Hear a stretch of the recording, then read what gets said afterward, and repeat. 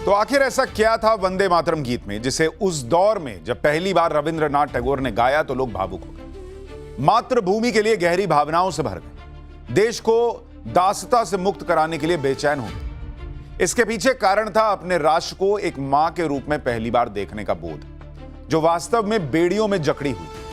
लाखों लाख भारतीयों को वंदे मातरम गीत ने उन्हीं भारत माता को अंग्रेजों की गुलामी से मुक्त कराने का एक लक्ष्य दे दिया था। बंकिम चंद्र चट्टोपाध्याय ने भारत को एक माता के रूप में माना और भारत माता को उनकी शक्ति और गौरव को वापस दिलाने का एक ध्येय वंदे मातरम गीत के जरिए भारतीयों को दिया। लेकिन हाल यह है कि कुछ लोगों ने वंदे मातरम राष्ट्रगीत को धार्मिक नजरिए से देखना और दिखाना शुरू कर दिया, इसका विरोध शुरू कर दिया। जैसे जमीयत उलेमा हिंद के अध्यक्ष अरशद मदनी का यह एक्स पर किया गया पोस्ट देखिए। मदनी कह रहे हैं कि मुसलमान किसी को वंदे मातरम पढ़ने या उसकी धुन बजाने से नहीं रोकते, मगर क्योंकि उसकी कुछ पंक्तियां बहुदेववादी आस्था पर आधारित हैं और मातृभूमि को ईश्वर के रूप में प्रस्तुत करती हैं, जो एकेश्वरवादी धर्म की आस्था से टकराती है, इसलिए मुसलमान जो केवल एक अल्लाह की वंदना करता है उसको इसे पढ़ने पर विवश करना संविधान की धारा 25 और सुप्रीम कोर्ट के फैसलों का खुला उल्लंघन है। यही नहीं, अरशद मदनी ने तो यहां तक लिखा कि याद रखिए, मुसलमान केवल एक अल्लाह की इबादत करता है। हम सब कुछ बर्दाश्त कर सकते हैं, मगर अल्लाह के साथ किसी को शरीक करना कभी स्वीकार नहीं कर सकते। इसलिए वंदे मातरम को अनिवार्य कर देना संविधान की आत्मा, धार्मिक स्वतंत्रता और लोकतांत्रिक मूल्यों पर खुला हमला है। अब आप समझिए कि जो गीत हमारी राष्ट्रीय चेतना का सूत्रधार माना जाता है, जिसे गाकर और जिसके शब्दों को नारों में ढालकर देश के वीर सपूत आजादी की लड़ाई लड़ते थे, दुर्भाग्य से आज भी उसी वंदे मातरम पर धर्म के नाम पर बखेड़ा हो रहा है। कोई कहता है कि हम शिर्क नहीं करेंगे, कोई कहता है कि गर्दन कटा देंगे लेकिन वंदे मातरम नहीं गाएंगे, कोई कहता है कि हम पर जबरन थोपा जा रहा है, मर जाएंगे लेकिन वंदे मातरम नहीं गाएंगे। वंदे मातरम राष्ट्र गर्व से जुड़ा गीत क्यों है? इसकी सीधी और साफ वजह है, वंदे मातरम अंग्रेजों की गुलामी के बोझ तले दबे भारतीयों में राष्ट्र गर्व जगाने वाला गीत बन गया, जहां जात पात, धर्म, अमीरी, गरीबी, हर तरह की पहचान भूलकर हर कोई भारतवासी बन जाता था। यह है वंदे मातरम से जुड़ी राष्ट्र गर्व की कहानी। वंदे मातरम का अर्थ है मां तुम्हें नमन करता हूं। वंदे मातरम वो गीत है जो भारत की आजादी का संकल्प लिए क्रांतिकारियों के लिए विजय उद्घोष जैसा था। लाला लाजपत राय, बाल गंगाधर तिलक, बिपिन चंद्र पाल यानी लाल बाल पाल जैसे नेता इसे हर सभा में गवाते थे। महात्मा गांधी ने इसे हर कांग्रेस सभा में गाने की परंपरा बनाई और इसे राष्ट्रीय गीत का। नेताजी सुभाष चंद्र बोस ने आजाद हिंद फौज में इसे सैन्य सलामी के रूप में अपनाया। लाखों स्वतंत्रता सेनानियों ने जेलों में, प्रदर्शनों में और बलिदान के समय वंदे मातरम का नारा लगाकर अंग्रेजी सत्ता की चूल्हे हिला दी और आज उसी का विरोध हो रहा है। वंदे मातरम पर विवाद खड़ा करना आज की बात नहीं है।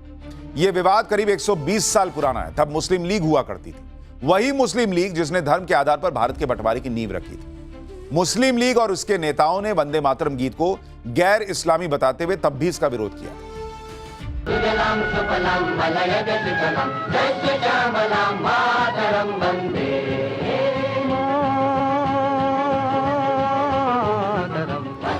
वंदे मातरम गीत 1905 के बंग आंदोलन के समय राष्ट्रीय चेतना का प्रतीक बन गया था और धीरे धीरे स्वतंत्रता आंदोलन में इसका स्थान राष्ट्रीय गीत जैसा हो गया।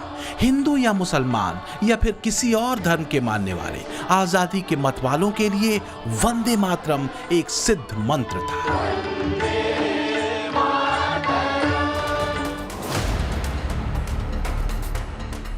1857 की क्रांति के बाद 1882 में स्वाधीनता समर में गूंजे वंदे मातरम के नारे और गीत ने बंगाल ही नहीं बल्कि पूरे भारत को मां भारती से जोड़ा था, जिसमें भारतीय संस्कृति की झलक है। भारत को एक मां के रूप में देखा गया। गीत में भारत की शक्ति, सामर्थ्य और वैभव का वर्णन है।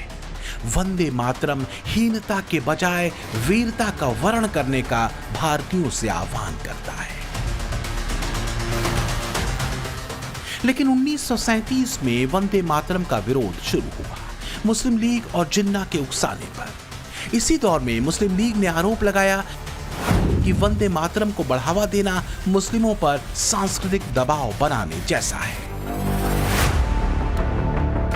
प्रख्यात इतिहासकार सब्यसाची भट्टाचार्य अपनी किताब Vande Mataram the biography of a song में लिखते हैं कि मुस्लिम लीग ने वंदे मातरम को मूर्ति पूजा को बढ़ावा देने वाला बताया, जो इस्लाम में वर्जित है।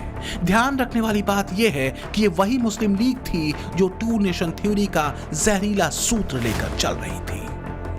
1938 में कराची में सिंध प्रांतीय मुस्लिम लीग सम्मेलन में जिन्ना ने कहा था कि कांग्रेस ने विधानमंडलों की शुरुआत वंदे मातरम गीत से की, जो कि न केवल मूर्ति पूजक है बल्कि अपने मूल और सार में मुसलमानों के प्रति घृणा फैलाने वाला भजन है। वंदे मातरम को लेकर नफरत का बीज कहां और किसने बोया, ये समझना मुश्किल नहीं। ये वही लोग थे जो भारत को धर्म के आधार पर बांटने का मंसूबा पाले हुए थे, जो इस्लामिक राज के फितूर से चल रहे थे, जिनके दिल में पाकिस्तान का सपना पल रहा था। जिन्ना के विरोध के 5 दिन बाद ही 20 अक्टूबर 1937 को जवाहरलाल नेहरू ने नेताजी सुभाष चंद्र बोस को एक चिट्ठी लिखी। उस चिट्ठी में जिन्ना की भावना से नेहरू जी ने सहमति जताते हुए लिखा कि वंदे मातरम की आनंद मठ वाली पृष्ठभूमि मुसलमानों को इरिटेट कर सकती है। ये जो उन्होंने सुभाष बाबू को लिखा है, वंदे मातरम की आनंद मठ वाली पृष्ठभूमि मुसलमानों को इरिटेट कर सकती है। मैं नेहरू जी का कोट पढ़ता हूं। नेहरू जी कहते हैं, मैंने वंदे मातरम गीत का बैकग्राउंड पढ़ा है। नेहरू जी फिर लिखते हैं, मुझे लगता है कि ये जो बैकग्राउंड है इससे मुस्लिम भड़केंगे। हालांकि सुभाष बाबू नेहरू की इस लाइन से सहमत नहीं थे। सब्यसाची भट्टाचार्य अपनी किताब Vande Mataram the biography of a song में लिखते हैं कि बोस ने वंदे मातरम का बचाव किया था। देखिए, इतिहास के पन्नों को अगर पलटिएगा तो साफ समझ में आ जाएगा कि वंदे मातरम का विरोध वही कर रहे थे जो मजहबी लाइन पर देश के बंटवारे के सूत्रधार थे। इनके झंडा बरदार थे जिन्ना, जिन्होंने वंदे मातरम को लेकर मुसलमानों को खूब भड़काया। मुस्लिम लीग और जिन्ना वंदे मातरम को अपनी कट्टरपंथी राजनीति के लिए एक टूल के तौर पर इस्तेमाल कर रहे थे। वंदे मातरम के पीछे बड़ी महीन और जहरीली सियासत थी जिन्ना की, और वो क्या थी उसे भी समझिए। 1937 के प्रांतीय चुनावों में कांग्रेस को कई प्रांतों में बहुमत मिलने या सबसे बड़ी पार्टी होने के नाते सरकार बनाने का मौका मिला। जिन्ना और मुस्लिम लीग इससे चिढ़े हुए थे, क्योंकि मुस्लिम लीग को कहीं भी पूर्ण बहुमत नहीं मिला था और अब वो कम जगहों पर सत्ता में प्रभावी रही थी। यहां तक कि मुस्लिम बहुल प्रांतों में भी वो कमजोर साबित हुई। लिहाजा जिन्ना ने कट्टरपंथी लाइन पर वंदे मातरम को लेकर एक नया सियासी शिगुफा छोड़ दिया, वंदे मातरम का विरोध। वंदे मातरम के प्रति मुस्लिम लीग की विरोध की राजनीति तेज होती जा रही थी। मोहम्मद अली जिन्ना ने लखनऊ से 15 अक्टूबर 1937 को वंदे मातरम के विरुद्ध का नारा बुलंद किया। फिर कांग्रेस के तत्कालीन अध्यक्ष जवाहरलाल नेहरू को अपना सिंहासन डोलता दिखा। बाकायदा वंदे मातरम को लेकर मुस्लिम लीग ने देश के मुसलमानों को भड़काने और उकसाने के लिए 1939 में कांग्रेस शासित राज्यों से 2 रिपोर्ट्स फैलाई। इसमें पहली रिपोर्ट थी पीरपुर रिपोर्ट 1938-39, जिसमें आरोप लगाया गया कि कांग्रेस सरकारें मुस्लिमों के साथ भेदभाव कर रही हैं। वंदे मातरम, तिरंगा, हिंदू प्रतीक सरकारी बनाए जा रहे हैं। तो वहीं दूसरी रिपोर्ट थी शरीफ रिपोर्ट। ये भी इसी तरह के आरोपों वाली रिपोर्ट थी। इन रिपोर्ट्स में वंदे मातरम को बार बार एक उदाहरण के रूप में रखा गया। मुस्लिम लीग और जिन्ना का मकसद था मुसलमानों के बीच इस बात को फैलाना कि वंदे मातरम के जरिए वास्तव में कोशिश हिंदू राष्ट्र बनाने की हो रही है।